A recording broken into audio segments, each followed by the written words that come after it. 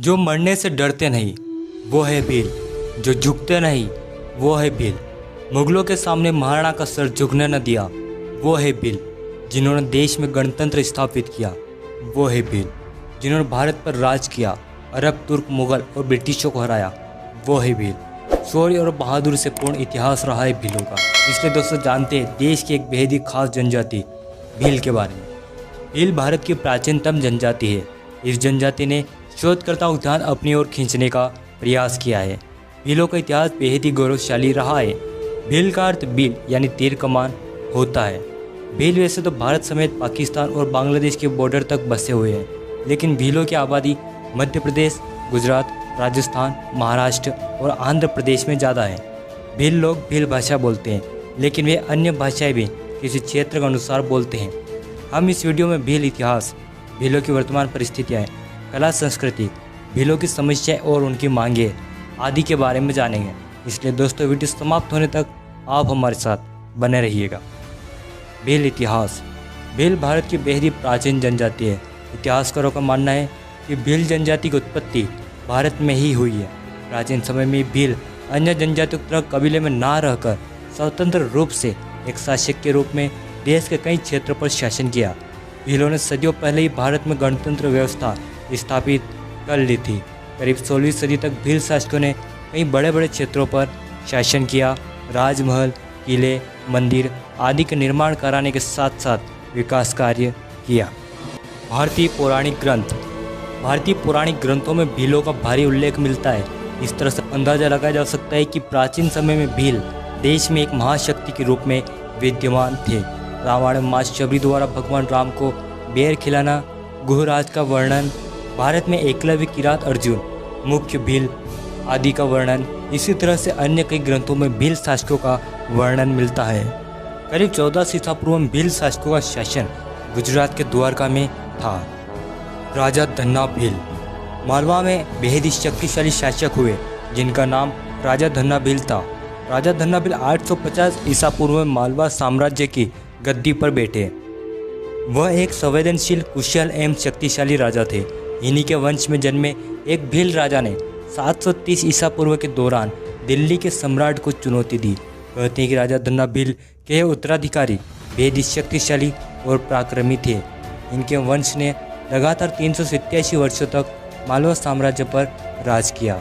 मालवा पर भील राजाओं ने ही नहीं बल्कि भील रानी ने और उनके वंशजों ने 287 वर्षों तक शासन किया। इस तरह ज्ञात आंकड़ों के मुताबिक मालवा साम्राज्य पर 674 वर्षों तक भील शासकों का शासन रहा। सम्राट चंद्रगुप्त मौर्य। ग्रंथों में लिखा गया है कि चंद्रगुप्त मौर्य एक असाधारण बालक थे। प्रसिद्ध लेखक विशाखा दत्त ने चंद्रगुप्त मौर्य के बारे में लिखा कि वे मूरा भील के पुत्र थे।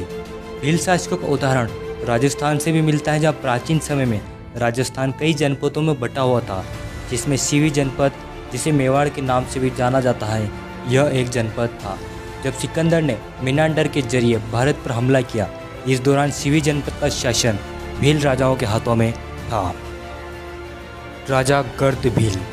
पहली शताब्दी में उज्जैन पर गर्द भील नामक राजा का शासन था। गर्द भील एक जनजाति है जो कि भील जनजाति से संबंधित है। ओडिशा राज्य के पूर्वी भाग को भील प्रदेश कहा गया, जहाँ भील राज गर्द भील अथवा भील जनजाति से संबंधित का शासन रहा था। राजा गर्द भील का शासन उज्जैन में था। राजा गर्द भील एक बहादुर और पराक्रमी राजा थे। उनकी शक्ति का अंदाजा इस बात से भी लगाया जा सकता है कि जब उनके विरोध में एक साधु ने स्कंदी राजा से सहयोग मांगा, लेकिन राजा गर्द भील को चुनौती देने की हिम्मत स्कंदी राजा में नहीं थी। तब उस साधु ने शकों को उज्जैन के शासक गर्द भील से युद्ध करने के लिए बुलाया। इस युद्ध में उज्जैन के शासक गर्द भील की हार हो गई। सम्राट विक्रमादित्य। सम्राट विक्रमादित्य उज्जैन के शासक गर्द भील के पुत्र थे। जब गर्द भील शकों से युद्ध हार गए, तब उनके पुत्र विक्रमादित्य ने शकों से युद्ध किया और एक बार पुनः उज्जैन में गर्द भील साम्राज्य स्थापित हुआ और सम्राट विक्रमादित्य ने उज्जैन में शासन किया। सम्राट विक्रमादित्य के पराक्रम और वीरता के चलते आगे चलकर 14 राजाओं को विक्रमादित्य की उपाधि से नवाजा गया। भीलों का वर्णन कथा सरित सागर नामक ग्रंथ में मिलता है, जहाँ एक भील राजा हाथी पर सवार होकर विंध्य क्षेत्र से आर्य राजा से युद्ध करने जाते हैं और इस युद्ध में भील राजा दूसरे राजा को बंदी बना लेते हैं। यह समय 600 ईस्वी का था। इस बात से पता चलता है कि भील एक मजबूत और शक्तिशाली शासक थे।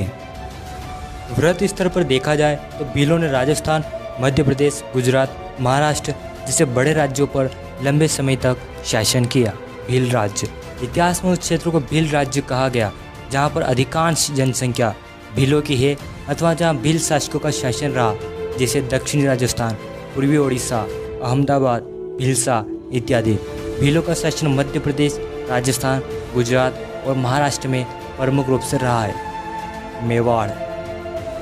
मेवाड़ के संस्थापक बप्पा रावल को माना जाता है, लेकिन मेवाड़ के वास्तविक संस्थापक राजा गुहादित्य थे, जिन्होंने गुहिल वंश की नींव रखी थी।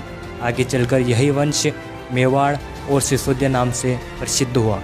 राजा गुहादित्य के पिता वल्लभी के शासक थे। वल्लभी पर मलेच्छों ने आक्रमण कर दिया। जंगल में मलेच्छों और शिलादित्य के बीच भयानक युद्ध हुआ। इस युद्ध में शिलादित्य वीरगति को प्राप्त हुए। मलेच्छों ने वल्लभी साम्राज्य को तहस नहस कर दिया। यह मलेच्छ संभवतः भील ही थे। इतिहास में भीलों को मलेच्छ संबोधित किया गया है।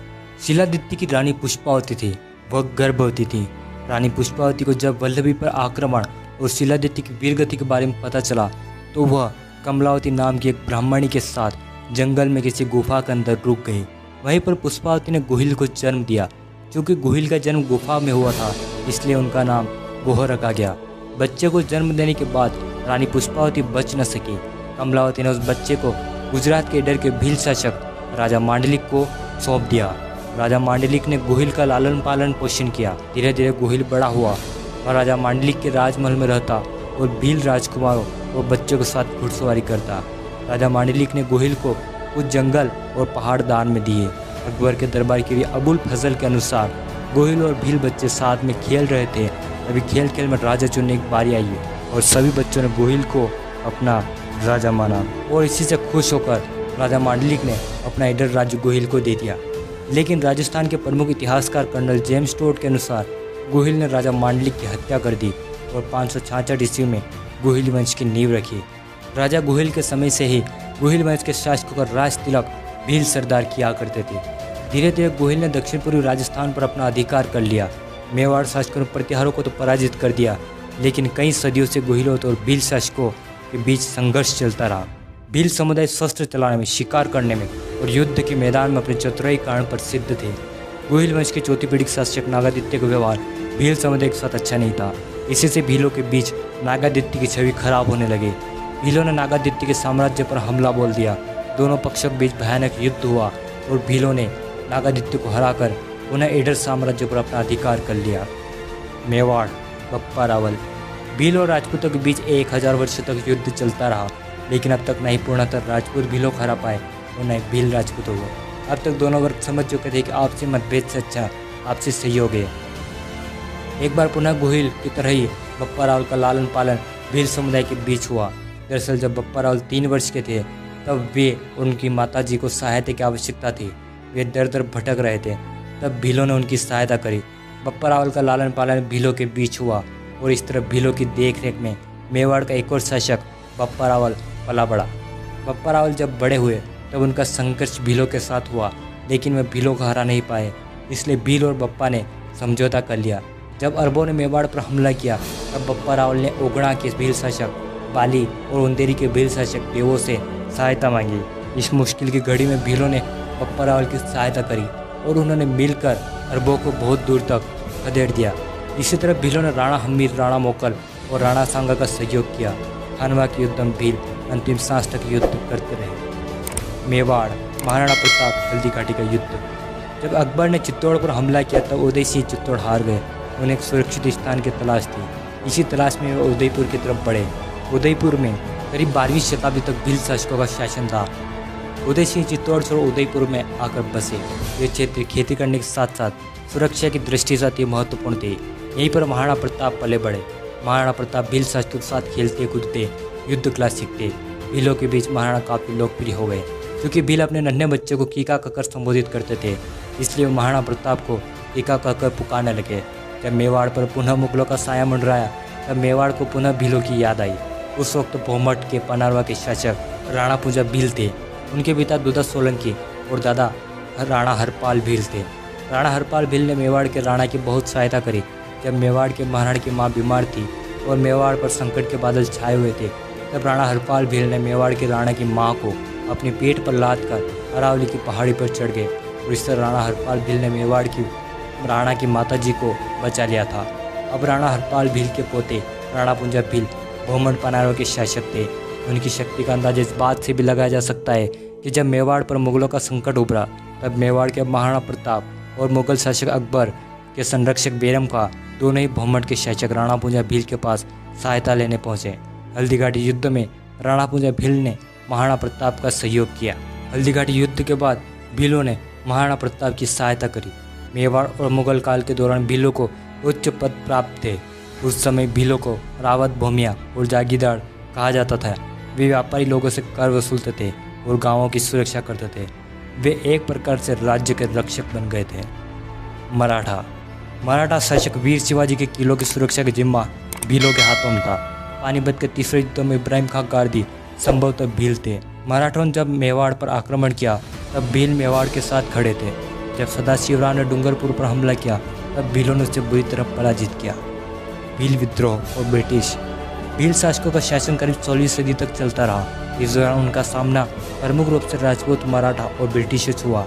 लेकिन आश्चर्य की बात यह है कि देश के मजबूत शासक माने जाने वाले इन तीनों में से कोई भी भीलों को पूर्णतः पराजित नहीं कर पाया। जब मराठा ब्रिटिश से हार गए, तब सतपुड़ा की पहाड़ी पर रहने वाले भीलों ने विद्रोह शुरू कर दिया। उनके नेता थे Indian robin hood Tatya Bhil. Tatya Bhil ने प्रमुख रूप से अंग्रेजों का विरोध किया। तात्या भील के अलावा भीमा नायक, खाजा नायक, दशरथ, सरदार हिया भील प्रमुख थे। मानगढ़ की पहाड़ी पर गोविंद गुरु मोतीलाल तेजावत की अगुवाई में भील विद्रोह हुआ, जिसमें 1500 भील शहीद हुए। 1857 के आसपास भीलों ने कई विद्रोह किए। इन विद्रोह को दबाने के लिए Mewar Bhil corps, Malwa Bhil corps, Khandesh Bhil corps, Pachmal Bhil corps जैसी सेनाएं बनाई गई। मालवा भील कोर के केवल 20 सिपाही ने अंग्रेजी सेना को एक युद्ध में खदेड़ दिया। इस तरह डांग के 5 भील राजाओं ने भी अंग्रेजों को घुटने टेकने पर मजबूर कर दिया। अंग्रेजों की बेहद कोशिशों के बाद भी वे डांग पर कब्जा नहीं जमा सके। भील संस्कृति। भीलों के पास समृद्ध और अनोखी संस्कृति है। पिथौरा पेंटिंग, घूमर और गौरी आदि भीलों की पहचान है। मंदिर। नील माधव, भादवा माता, जालपा माता, शबरी माता, एकलव्य, आमजा माता और जटाऊ शिव मंदिर का इतिहास भीलों से जुड़ा रहा है। किले। भील शासकों ने अकेलगढ़, मांडलगढ़, भोराईगढ़, मनोर थाना आदि किलों का निर्माण कराया। राजा बादशाह भील का महल बांसवाड़ा में स्थित है। इसी तरह ईडन में राजा मांडलिक के राजमहल होने का उल्लेख मिलता है। हिंगलाजगढ़ में गोत्री भील की हत्या हुई, यह उल्लेख इतिहास में मिलता है। वर्तमान परिस्थिति। भील वर्तमान में कृषि पर निर्भर है। कुछ भील जंगल पर निर्भर है और अपनी पहचान बनाए हुए है। इतिहास से अब तक आते आते भीलों में कई वर्ग और उपशाखाएं बन गई है। भीलों की मांग। भील जनजाति की कई प्रकार की मांग है। प्रमुख रूप से भील देश में भील रेजिमेंट चाहते हैं। भीलों की मांग है कि उनकी एक रेजिमेंट बने जो देश की रक्षा कर सके। इस मांग को पूरा करने के लिए वे समय समय पर सरकार से गुहार लगाते हैं। दूसरी प्रमुख मांग एक भील प्रदेश बनाने की है। भील चाहते हैं कि राजस्थान, मध्य प्रदेश, गुजरात और महाराष्ट्र का भील बाहुल्य क्षेत्र को भील राज्य नामक राज्य बनाया जाए, क्योंकि आज़ादी के बाद भी भीलों का और अन्य आदिवासियों का सही से विकास नहीं हो पाया। दोस्तों, भीलों के बारे में इंटरनेट और किताबों से जो जानकारी प्राप्त हुई वह इस वीडियो में बताई गई है। उम्मीद है आपको वीडियो पसंद आया होगा। कमेंट में बताएं कि भीलों के बारे में आपकी क्या राय है। इस वीडियो को अधिक से अधिक लाइक और शेयर करें। आप हमारे चैनल पर नए हैं, इस चैनल को सब्सक्राइब कर ऑल नोटिफिकेशन चालू कर लें। आपका कीमती समय देकर ये वीडियो देखने के लिए धन्यवाद।